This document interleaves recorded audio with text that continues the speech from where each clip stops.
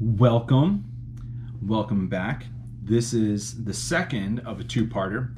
This one is called An Introduction to Christian Spiritual Formation. Now, the last video I just did, which you may have just watched, was an invitation to the Christian spiritual life. Well, once you and I realize that we really need to have a Christian spiritual life, we've got to ask the next question of what kind of shape should that life take, and that's why we call it Christian spiritual formation. And I'm going to refer back to, just one more time, Celebration of Discipline is a great book to check out. And I'm going to make some casual references to it this whole time. Perhaps you already have a copy of it, or you can just look online about Christian spiritual disciplines, because we're going to start to go through some of them after this. But for now, let's talk about the word formation, just briefly.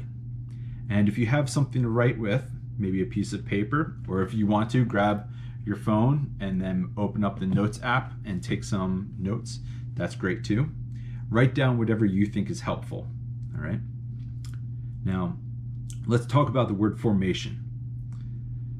Well, the idea of it kind of comes from Greek philosophy. Now, don't let that bore you. Now, hold on.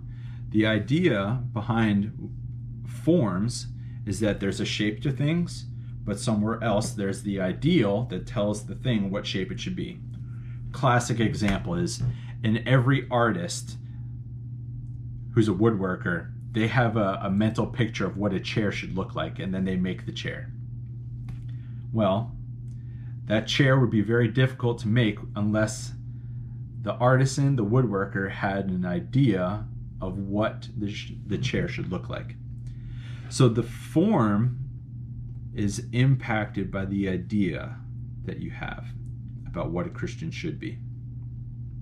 So if you have a poor idea of what a Christian should be, you might have a poor shape or form. Or if you've got a really grand understanding of what a Christian is, then you might have a grand form for yourself. We're very much shaped by our ideas. And in fact, Romans chapter 12 talks very much about that, that we can be transformed by the renewing of our mind, that the way we think can impact the way that we are changed. And in fact, if you change the way you think, you might change the shape of your own life. So, I was fascinated with this word formation. And not too long ago, I started thinking of all the prefixes to it. So like, let's say we start life unformed, and then we get informed, and then we're formed, and then we might realize that we've been deformed, but then some of us might feel like we've conformed to what the world wants us to be, and so we need to then realize we've been deformed again. But then some of us might be uniform, and then some of us might be conformed, and some of us might be nonconformist, and then some of us might realize we need to be reformed, and then we don't realize that we can't do full reform, so we need to be transformed. My goodness, you see, whether we realize it or not, we're being formed all the time. We're being influenced, and we are being shaped by the things that we value most. And our lives are very much enslaved to the things that we say are most important. And if you want to think about something, we don't really have ideas. Ideas have us. And until we realize what ideas own us, we can't really break free of them. And so Christian spiritual formation is very much about paying attention to the things in your life that are shaping you. Because what could be shaping you are your idols. What could be shaping you is your faulty understanding of God, or someone else's faulty understanding of God that they're imposing on you. Or your life can be shaped and formed by God as revealed in Jesus.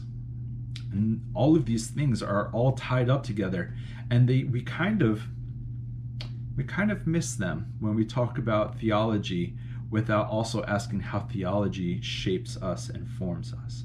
And that's why it's important to pay attention to what do we say God is as a result of the revelation of Jesus. So That's just a clause. We are shaped by things that we value. And it's important at every stage of the journey of being a Christian to try and pay attention to the things that are shaping you the most. And guess what? It might hurt to pay close attention to the things that you say you value, or even the things that you might realize you value but you didn't consciously realize you valued. So here we go. Get a piece of paper, like I mentioned before. I'll pause, just wait just a moment. I'm going to ask you to make a list. This is homework in the moment. That's right. Make a list of the things and the people that have formed you in your life. You can pause this video right now if you want. Just make a list of all the most significant things and people that have shaped you. And then, once you're done with that list, make a list of all the things and the people that you feel like have deformed you, that caused you to lose the shape of what you thought you could have been or should be. And then third, make a list of all the ways that you've tried to reform yourself, to change yourself, to improve yourself. You can pause this right now, take a moment and write down those 3 lists, because it's important for you to know the trajectory of your spiritual path thus far. Okay? I'll wait. This is really kind of fun. I hope you're enjoying this.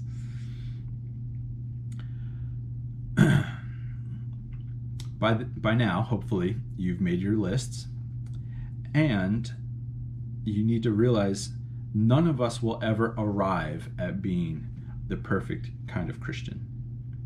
But Christian spirituality and allowing ourselves to be shaped by the proper things in life is all a part of it. It's a part of the journey. It's a part of this whole thing called reflection and looking back at ourselves again.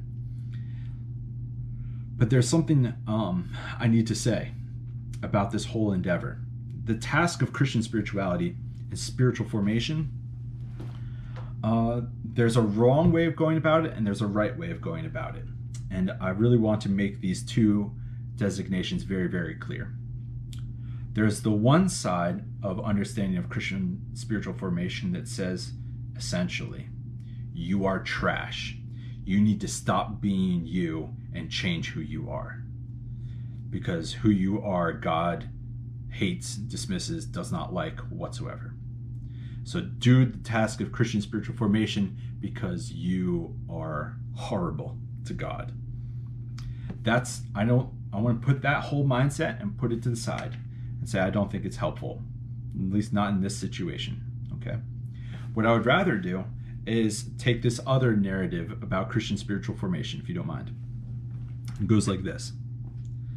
You are not yet yourself.